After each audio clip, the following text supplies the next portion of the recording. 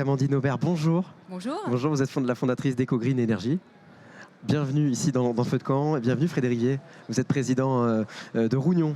Absolument. Bon, bienvenue ici. On va parler ensemble de transition écologique notamment. Dans un premier temps, Amandine, quelles solutions propose EcoGreen Energy? Alors on propose de recycler l'énergie fatale des industriels. Donc voilà, d'un déchet énergétique, on peut en faire une ressource pour l'industrie. Alors comment est venu ce projet? 2008 la création? C'est ça. C'est ça. Amandine, 2008, quel était le constat pour vous et comment est né vraiment le projet? En fait, le constat, c'était qu'il y avait énormément d'énergie fatale qui était rejetée et qu'en fait, on pourrait valoriser cette énergie auprès des industriels. Il n'y avait pas d'acteurs sur le marché à ce moment-là et on avait vraiment envie d'impacter cette industrie et de la rendre plus verte. Frédéric, un peu même question. Présentez-moi l'entreprise traditionnelle Rougnon. Quelle est son activité? Depuis quand elle existe? Alors le groupe Rougnon, depuis quand il existe, c'est simple, on fête notre centenaire dans un an. Ok, Voilà. 99 ans. Voilà. On est un opérateur complet au service de la performance des bâtiments. Donc notre métier, c'est de faire fonctionner tout ce qui est technique et tout ce qui fait qu'à la fin un bâtiment fonctionne bien, que ce soit performance énergétique, confort, durabilité, etc. Okay. Donc quelque part, on est des électriciens, des plombiers, des chauffagistes, des couvreurs, etc., etc. Des métiers très terrain. Mais on s'occupe de grands bâtiments. On s'occupe depuis des copropriétés, des immeubles de logement collectif, des immeubles de bureaux, jusqu'à des immeubles de grande hauteur. Donc voilà ce qu'on fait. Et comment votre groupe s'engage justement dans cette transition écologique? De multiples manières. En fait, c'est un sujet du quotidien déjà dans chacun de nos métiers. Par exemple, quand on transforme une installation de chauffage, on va remplacer des installations anciennes, parfois des installations au fioul, par des installations chaudière gaz à condensation par exemple, ou pompe à chaleur, qui vont permettre à la fois d'économiser de l'énergie, qui vont permettre d'émettre moins de carbone, qui vont permettre en plus d'améliorer le confort du bâtiment. Et dans chacun de nos métiers, on va au quotidien intervenir comme ça. Par exemple, quand on intervient sur l'enveloppe du bâtiment, eh ben, on va chercher à la fois travailler sur sa santé et sa durée de vie, mais en même temps l'isoler, le ventiler, donc travailler sur sa santé et sa performance énergétique. Amandine, parmi les solutions, comment vous fonctionnez? Quel est votre travail? D'abord, il y a un diagnostic qui est effectué, concrètement.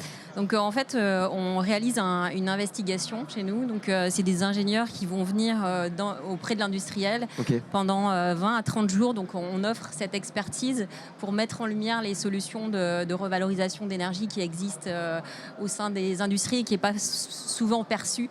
Donc c'est vraiment d'abord de mettre en lumière le potentiel qui existe. Nos solutions, on peut impacter entre 30 à 60-70% de décarbonation des sites industriels. Donc on ne se rend pas toujours compte qu'il y a énormément d'énergie fatale. L'ADEME a mis en lumière qu'on avait à peu près 110 TWh qui étaient annuellement rejetés par l'industriel. Donc voilà, il y a un vrai gisement. Après, il faut savoir quoi en faire. Et donc notre expertise, c'est d'aller chercher les puits, en fait, les consommateurs d'énergie qui vont pouvoir recevoir cette énergie fatale. Et ensuite, la complexité, c'est de créer ces réseaux de chaleur interne quelque part pour qu'ils soient le plus efficients possible et d'aller chercher vraiment tous ces consommateurs et les niveaux de température, les déphasages. Donc, il y a beaucoup de complexité dans l'industrie, c'est à chaque fois du sur-mesure et donc cet aspect investigation initiale est super important. Et ensuite, à l'issue de cette investigation, finalement, on va proposer un contrat de chaleur verte. Donc, en fait, on va dire en 13 ans d'existence, on a transformé notre business model d'une vente de solutions CAPEX en aujourd'hui être un opérateur de chaleur verte. Donc, on vend de la chaleur verte au compteur. On investit les infrastructures qu'on conçoit pour nos clients, en fait, de manière à ce qu'on puisse leur assurer la performance de la solution sur le long terme, un coût fixe de cette chaleur verte qu'on va leur offrir et une transparence quelque part que la décarbonation c'est possible. Et je pense que ça passe par des experts qui sont chez nous aujourd'hui. On est 50 collaborateurs à déployer ces solutions-là. On en parlera, je ferai réagir Frédéric tout à l'heure à cette question, mais Amandine, qui sont les clients, donc des industriels, c'est quoi? C'est des chefs d'entreprise qui décident de venir vous solliciter parce qu'ils se rendent compte qu'on doit améliorer, on doit changer les choses. Vous voyez ce que je veux dire? Qui sont ces industriels en fait avec qui vous travaillez? Alors malheureusement, on n'a pas vraiment d'appel entrant, donc c'est vraiment une démarche où c'est vraiment des prises de conscience qu'on doit faire, qu'il y a des solutions qui existent, il n'y a pas que la neutralisation des émissions, mais qu'il faut aller vraiment en interne chercher ce gisement et réduire à la source en fait la consommation. Donc après, c'est des industriels de l'agroalimentaire, de la chimie, pharmacie, cosmétique, et après on a des grands groupes qui sont plus ou moins en avance. Donc on a des partenariats qui sont très intéressants et qui nous permettent aussi de nous développer et de les accompagner sur les usines en Europe. Donc on est plutôt très satisfait de pouvoir les accompagner aussi dans les pays européens. Frédéric, sur cette question hors Rougnon, je ne parle pas forcément de Rougnon, est-ce qu'il y a un retard de manière globale du côté des industriels sur cette question de la transition écologique? Est-ce qu'il y a beaucoup de chemin à parcourir encore selon vous? Il y a un chemin gigantesque. Alors, moi, je vais vous parler plus du monde du bâtiment, parce que c'est ça, à la fois les clients et le monde dans lequel on travaille du matin au soir. Oui, on a un chemin gigantesque, c'est-à-dire, il ne faut pas se leurrer, les choses bougent. On regarde, il y a 30 ans, il y a 60 ans, on était au charbon, puis on était au fioul, on est passé au gaz. Donc, si vous voulez, il ne faut pas être dans le fatalisme, que de transitions qui ont déjà été menées, qui ont déjà été réussies. Maintenant, on a là un exercice un peu différent à faire parce que ces transitions, elles ont été réalisées en quelque sorte un peu naturellement parce que arrivait une nouvelle énergie qui était hyper efficace, qui était simple à mettre en œuvre, qui était dispo au pied de l'immeuble comme ça avec une continuité, etc. Pour un prix, même si en ce moment le gaz, tout le monde va dire qu'il est très cher, mais pour un prix comparé aux bénéfices disponibles en ouvrant le robinet, formidable. Et là, nous avons une mutation à faire qui n'est pas mue juste pour nous rendre la vie plus facile. Elle est mue pour que ça se passe bien dans 30 ans, dans 50 ans, demain matin et pour nos gamins. Alors, comment on s'y prend? C'est ça la question. Évidemment, il y a à la fois des montagnes de mentalité à changer, mais je veux dire, ça passera par des choses très concrètes. Ça passera à la fois par beaucoup de convictions, un peu d'idéalisme parce qu'il va falloir déplacer des montagnes pour y aller. Mais ça ne suffit pas.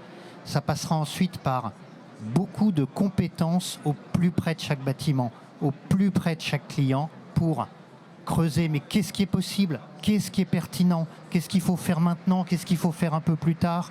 Sur le chauffage, sur l'éclairage, sur l'isolation de ce bâtiment. Et ce sera sur mesure, mais avec ces compétences et avec ce travail de proximité, on va bouger les lignes et les solutions, les mutations, elles vont avoir lieu. Amandine, sur ce que vient de dire Frédéric. Complètement d'accord. Enfin, on est vraiment sur du sur-mesure. À un moment, on est obligé de rentrer dedans et d'aller chercher les solutions les plus adaptées et les plus fines aux besoins de la consommation et de la comprendre pour l'accompagner. Après, ce qui est important aussi, c'est la réglementation et le prix des énergies. Alors, voilà, certains se plaignent que le gaz est trop cher, mais quelque part, un prix juste des énergies serait... c'est une des clés aussi pour aller plus loin dans la décarbonation, clairement. Les aides, c'est bien, mais si on donne un vrai prix aux énergies, les choses seront beaucoup plus simples et fluides, puisqu'elles seront naturellement rentables. Donc, je pense qu'il y a un effort de pédagogie à faire par rapport à ça qui est important. Vous avez fondé la société en 2008, assez tôt, par rapport à cette question qui prend beaucoup plus de place aujourd'hui. Est-ce que justement vous parlez finalement de mentalité? Est-ce que ça évolue positivement? Est-ce que depuis 2008 vous sentez qu'aujourd'hui, ce que est en train de dire Frédéric finalement, qu'il y a quand même un élan qui se crée, et est-ce que vous le ressentez depuis 2008 finalement, où il y a eu je pense qu'au début, il y a une évolution entre le retour que vous avez de vos prospects ou clients entre 2008 et aujourd'hui quand même? Oui, clairement. En 2008, j'avais l'utopie de mes 30 ans, je crois, et je pensais qu'effectivement, avec les COP qui se déployaient, on allait avoir des réglementations et puis qu'on allait prendre conscience beaucoup plus rapidement. Ça a eu beaucoup de mal à se développer au niveau des mentalités industrielles. Donc on a attaqué l'angle de la rentabilité de nos solutions parce qu'elles sont quand même rentables. Donc voilà, des TRI de 3 ans, c'est pas négligeable. Mais parfois, c'est pas suffisant. Clairement, le Covid, et je pense qu'il y a eu beaucoup de prises de conscience individuelles qui font que maintenant, dans les entreprises, c'est les personnes qui font bouger les choses. Et c'est les personnes engagées qui se retrouvent à des postes et qui ont vraiment envie maintenant d'aller plus loin et de passer à l'action. Donc, c'est hyper réjouissant de se rendre compte que maintenant, on va pouvoir vraiment déployer des choses parce que c'est les convictions qui vont pousser et plus que forcément la rentabilité, quoi. Et qui porte justement la politique de changement dans une entreprise? Le chef d'entreprise? Mais Frédéric? Bon, forcément le chef d'entreprise, mais pas que le chef d'entreprise. Évidemment, le chef d'entreprise, il est là pour avoir une vision, que cette vision, elle soit solide et elle soit pas juste, parce qu'il a rêvé à un truc un peu utopique. Il faut faire rejoindre l'utopie et la réalité. Mais ensuite, elle est portée à tous les niveaux, par toutes les équipes, d'une manière qui progresse, d'une manière qui évolue. Chacun est différent. Nous, on a d'ailleurs une très forte singularité au niveau de notre modèle entrepreneurial et managérial. Nous sommes extrêmement décentralisés. Notre entreprise est décentralisée. Ça veut dire qu'elle est constituée d'entreprises à taille humaine. Chacune, elle a des expertises très fortes. Les électriciens sont des électriciens. Les couvreurs sont des couvreurs. Personne prétend être un grand généraliste qui a réponse à tout. Et ces entreprises, elles sont dirigées par des patrons, par leurs hommes. Personne n'est un numéro, avec une très grande autonomie. Ensemble, avec l'intégralité des cadres et les 200 cadres qui sont le premier actionnaire du groupe, ensemble, cette collectivité fait grandir un collectif très fort, soudé par le contrôle du capital, soudé par un projet d'entreprise de long terme qui nous anime. Et donc, la vision, elle est portée par chacun avec ses regards différents, avec ses diversités, mais c'est ça qui donne de la puissance. C'est quoi les prochains objectifs pour EcoGreen Energy ? La croissance, garder des parts de marché parce que finalement sur ce marché hyper spécifique du recyclage d'énergie fatale, on n'est pas très nombreux avec cette spécificité. Mais voilà, il y a des gros acteurs qui sont les énergéticiens et qui apportent ce service énergétique aux industriels. Donc c'est de continuer à garder nos valeurs et de continuer à se développer sur des solutions qui sont vraiment sur mesure, spécifiques. Et puis voilà, d'accompagner nos clients sur les pays européens qui font sens, l'Allemagne, la Belgique. Voilà les deux objectifs, continuer à prendre des parts de marché en France et puis voilà, aller voir ce qui se passe chez les voisins européens. Il y a du travail. Il y a beaucoup de travail. Et il y a un travail de transmission aussi, j'imagine, de conviction, encore et toujours. C'est ça aussi le moyen d'accélérer sur cette thématique. Clairement, mais voilà, c'est passionnant aussi. Et puis, je crois qu'on y croit vraiment et il faut être engagé. Donc, on parlait d'équipe. Effectivement, il y a la vision des chefs d'entreprise et les valeurs qu'on porte. Et on a eu la chance chez EcoGreen j'ai cofondé cette entreprise. Donc, les valeurs, on les a écrites dès le départ. Et l'idée, c'est de s'accompagner aussi de tous ces collaborateurs qui partagent ces mêmes valeurs, qui sont autant engagés. Parce que sur le terrain, il faut être créatif, il faut convaincre, et c'est pas simple. Et parfois, on a des collaborateurs qui arrivent, qui pensent que finalement c'est un marché en vogue et que les choses sont faciles, mais il faut beaucoup d'abnégation encore pour se développer. Pour conclure sur cette même question, Frédéric, je peux souhaiter quoi à Rougnon ? Quels sont l'objectif ? Quels sont les objectifs ou l'objectif Garder beaucoup d'ancrage de terrain. Nous, on est différents là-dessus, on est un opérateur local. Et donc, continuer à être au plus près de nos clients pour bien réaliser, que ce soit en travaux, que ce soit en maintenance, bien livrer ce qu'ils ont besoin qu'on livre concrètement. Donc, qui n'a pas cherché un bon plombier ? Eh bien, être un bon plombier, être des bons artisans, être des bons chauffagistes, etc. Et en plus, moi je souhaite que l'on puisse de plus en plus accompagner nos clients dans la durée et dans la globalité sur ces problèmes de plus en plus complexes et imbriqués qu'ils ont à gérer pour leurs bâtiments. Oui, les bâtiments doivent bien fonctionner aujourd'hui, mais ils doivent demain, dans quelques décennies, être fondamentalement différents et être zéro carbone, et les standards vont changer. Donc nous, on doit accompagner nos clients pour que leurs bâtiments demain aient gardé toutes leurs valeurs et soient en plein dans les standards de demain. Et c'est extrêmement complexe parce qu'il faut être bon dans chacune de ces compétences, et puis il faut avoir une vision d'ensemble du bâtiment et il faut les accompagner dans la durée. Donc ma vision, c'est qu'on les aide, qu'on soit à leur côté pour les aider à faire ces bons choix, parce qu'ensemble, on a un sacré chemin à faire. On sent bien un sacré chemin à faire, effectivement. Merci beaucoup, Amandine. Merci Frédéric d'être venu autour de notre feu de camp.